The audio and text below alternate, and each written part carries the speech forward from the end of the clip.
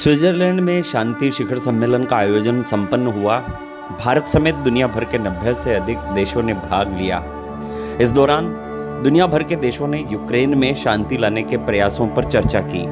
Ukraine में शांति को लेकर आयोजित किए गए स्विट्जरलैंड शिखर सम्मेलन के लिए जारी साझा बयान से भारत ने खुद को अलग रखा है। स्विट्जरलैंड में आयोजित शांति सम्मेलन में शामिल हुए विदेश मंत्रालय के पश्चिमी सचिव पवन कपूर ने बताया कि भारत ने साझा बयान पर हस्ताक्षर नहीं किए हैं। शांति सम्मेलन का आयोजन रविवार 17 जून को किया गया। सम्मेलन में दुनिया भर में किस तरह शांति को बढ़ावा देना है, इस पर विशेष रूप से चर्चा की गई। स्वाभाविक था कि इस दौरान रूस यूक्रेन युद्ध का भी मुद्दा उठा, जिसको लेकर भारत ने कहा कि केवल बातचीत ही इस युद्ध को शांति की तरफ ले जा सकती है। रूस यूक्रेन को ईमानदारी के साथ बैठकर शांति के लिए बातचीत करनी चाहिए। यूक्रेन में युद्ध खत्म करने के लिए रूस पर दबाव बढ़ाने के इरादे से कई देशों के नेता स्विट्जरलैंड में जमा हुए, लेकिन इस सम्मेलन में चीन शामिल नहीं हुआ। रूस के दोस्तों का समर्थन हासिल किए बिना यह वार्ता कितनी कारगर होगी। स्विट्जरलैंड के लुसेर्ना शहर में 15 और 16 जून को यूक्रेन के लिए शांति सम्मेलन संपन्न हुआ। 90 से अधिक देश और अंतर्राष्ट्रीय संगठन इस सम्मेलन में शामिल हुए। यूक्रेन के राष्ट्रपति वोलोदोमीर जेलेंस्की ने शांति प्रस्तावों पर समर्थन जुटाने की कोशिश की। रूस को सम्मेलन में आने का न्योता नहीं दिया गया। रूस ने भी इसे वक्त की बर्बादी बताकर कहा कि उसे यहां आने में कोई दिलचस्पी नहीं है। चीन ने भी इस वार्ता में शिरकत नहीं की। हालांकि चीन ने पहले कहा था कि वह हिस्सा लेने पर विचार करेगा, लेकिन आखिर में उसने यह कहकर इनकार कर दिया कि जब इस सम्मेलन में रूस नहीं होगा तो चीन का शामिल होना भी उचित नहीं है। यूक्रेनी राष्ट्रपति ने चीन पर आरोप लगाया कि वह सम्मेलन को कमजोर करने में रूस की मदद कर रहा है। जवाब में चीन के विदेश मंत्रालय ने इन आरोपों से इनकार किया। अमेरिका की ओर से सम्मेलन में शामिल उपराष्ट्रपति कमला हैरिस ने यूक्रेन के लिए अमेरिका के अटूट समर्थन का वादा किया।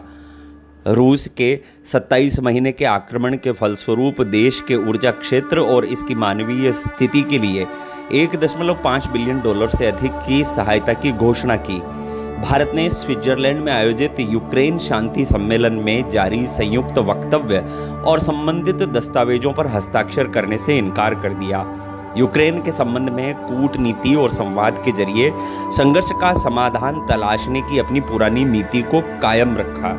सम्मेलन के बाद जारी संयुक्त वक्तव्य में संयुक्त राष्ट्र चार्टर का हवाला देते हुए यूक्रेन की क्षेत्रीय अखंडता पर जोर दिया गया था।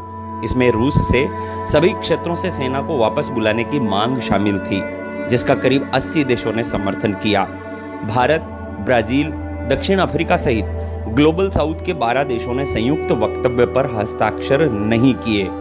सम्मेलन में भारत का प्रतिनिधित्व कर रहे विदेश मंत्रालय के वरिष्ठ राजनयिक पवन कपूर ने भारत का दृष्टिकोण प्रकट करते हुए कहा कि हमारा मानना है इस तरह के समाधान के लिए संघर्ष के दोनों पक्षों के बीच ईमानदार और व्यवहारिक जुड़ाव की आवश्यकता है। विदेश मंत्रालय ने शांति सम्मेलन के संदर्भ में जारी एक विज्ञप्ति में कहा कि भारत ने इस सम्मेलन और अन्य बैठकों में इसलिए भाग लिया था ताकि संघर्ष का समाधान बातचीत और कूटनीति के माध्यम से शांतिपूर्ण ढंग से तलाशा जा सके। इस लक्ष्य को हासिल करने के लिए आवश्यक है कि इससे जुड़े दोनों पक्ष यानी रूस और यूक्रेन के बीच ईमानदारी के साथ विचार विमर्श हो।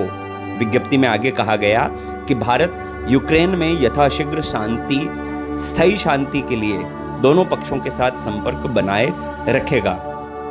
पिछले 2 वर्षों से जारी यूक्रेन संघर्ष के दौरान भारत ने पश्चिमी देशों के दबाव की परवाह न करते हुए रूस की आलोचना करने से इनकार कर दिया था। भारत ने रूस में बड़ी मात्रा में कच्चे तेल का आयात जारी रखा। प्रधानमंत्री नरेंद्र मोदी के तीसरी बार सत्ता में आने के बाद सरकार ने अपनी पुरानी नीति को जारी रखा। इंडो पैसिफिक देशों के हित रूस से अब भी जुड़े हैं। दक्षिणी एशिया में भारत एकमात्र देश है जिसे इस समिट में बुलाया गया था। दक्षिण पूर्वी एशिया से इंडोनेशिया, फिलीपींस, सिंगापुर, थाईलैंड को बुलाया गया था। जापान और दक्षिणी कोरिया उत्तर पूर्वी एशिया से प्रतिनिधित्व कर रहे थे। जाहिर है चीन और उत्तर कोरिया रूस के साथ हैं। अंग्रेजी अखबार द हिंदू ने साझे बयान पर भारत के हस्ताक्षर नहीं करने पर भारत में स्विट्जरलैंड के राजदूत राल्फ हॉकनर से पूछा तो उन्होंने कहा, भारत के असहमत होने के निर्णय के बावजूद यह अच्छा था कि वह समिट में शामिल हुआ। इससे पहले भी भारत इस तरह की बैठकों में शामिल होता रहा है। अगस्त 2023 में सऊदी अरब के जेद्दा में बैठक हुई थी और इसमें भारत के राष्ट्रीय सुरक्षा सलाहकार अजीत डोभाल शामिल हुए थे। जनवरी 2023 में दावोस में डिप्टी एनएसए शामिल हुए थे। भारत यूक्रेन संकट से जुड़ी हर बैठक में शामिल होता है, लेकिन किसी भी प्रस्ताव को पास करने में अपनी भूमिका से खुद को अलग कर लेता है।